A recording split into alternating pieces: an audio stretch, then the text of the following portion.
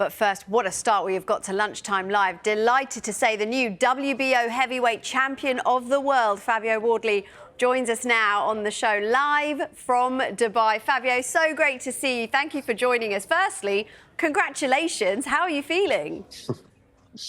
Thank you.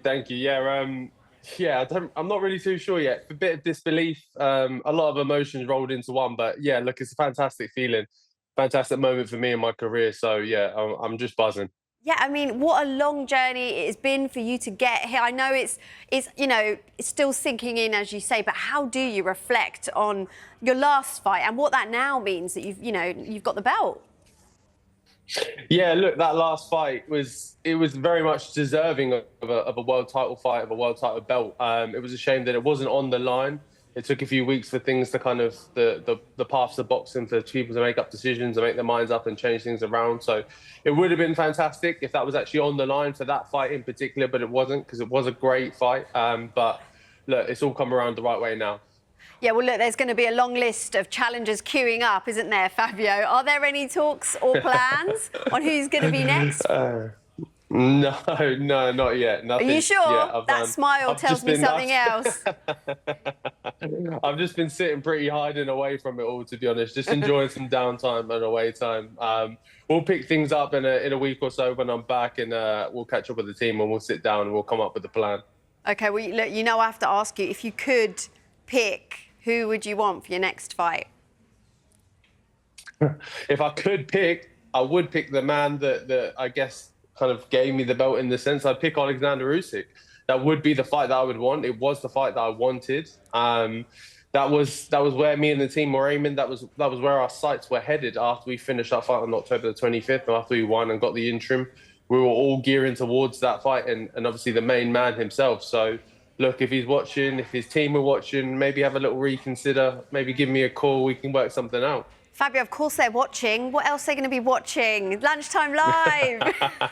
Of course. Just one more word on Usyk. I mean, can you understand his decision and what he chose to do? I don't necessarily know if I can, because I don't know what he may be planning for himself, whether that be retirement, whether it be a different fight, whether it be another alternative. Obviously, we're seeing loads of different kind of variations on fighters and what they're doing with their careers at the moment, whether they're pivoting into different sports or whether they're taking breaks and coming back and things. So I don't really know. But it's a bit of a strange one, because initially, obviously, he took a bit of a break. He was allowed an absence, an extension on the belt, and then to give it up after just seems a bit of a strange move. So no, I'm not too sure what he was thinking. Well, look, your phone must have absolutely been blowing up. You've probably got so many unread messages, DMs, all that kind of stuff. But Frank Warren was pretty quick to congratulate you, wasn't he, on becoming world champion? How important has he been to your professional career?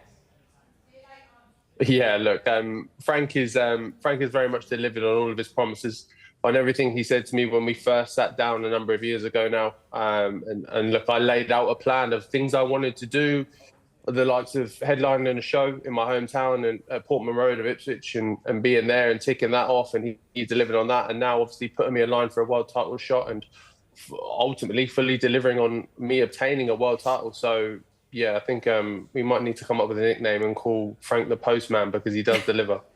Oh, yes, brilliant. I want to look at another huge name on the heavyweight scene, Anthony Joshua. There's been a lot of chat about his next fight with Jake Paul, a lot of opinions on it. What's your take on it? Yeah, look, it lends more to what I was speaking to earlier about how fighters, and they're pivoting at the moment and trying out different things with their careers, especially people like AJ, Fury, Usyk and things like that. Those guys who are at the tail end of their careers, they're trying out some different stuff. I think there's two sides to it. I can understand it very much from the monetary standpoint. From the kind of professional and the athlete standpoint, you kind of always want to pit yourself against the best, or keep yourself really at the top of the sport, top of the division. So there's two sides to it, really. Yeah, and I guess, like you say, money talks, doesn't it? Can you understand, where they're coming from when there's such a big pot potentially on the table? Yeah, look, I think that's the obvious one. There'll always be a lot of critics out there who say, oh, well, he should have done this and should have done that. But I think when when a pot of money is put in front of you like that, I think 99% of the people are saying yes. And especially with AJ, he's looking at opponents, someone like Jake Paul. To him, he's just looking like, I could probably train for a week or two and tick this off without breaking a sweat, really. So, look, it's almost too good to be true. So why would you say no? So it's just one of them situations. So I can understand it very much so. Look, Eddie Hearn has said that after this fight, AJ is going to be looking to get back into the world title picture. So would you look at him as a potential opponent after his fight with Jake Paul?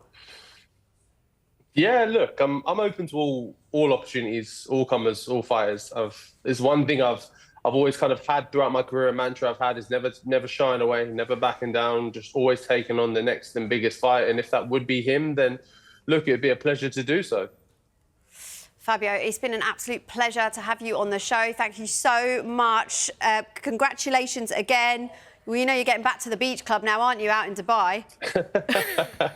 I've got the family and the baby with me, so it's a little bit more calm. It's a little bit more relaxed. Okay. But yeah, I think we'll be at the beach a little bit later. When you're back in the UK, come and see us in the studio, yeah? Done deal. Done deal. All right. Take care. Thank you. See you later.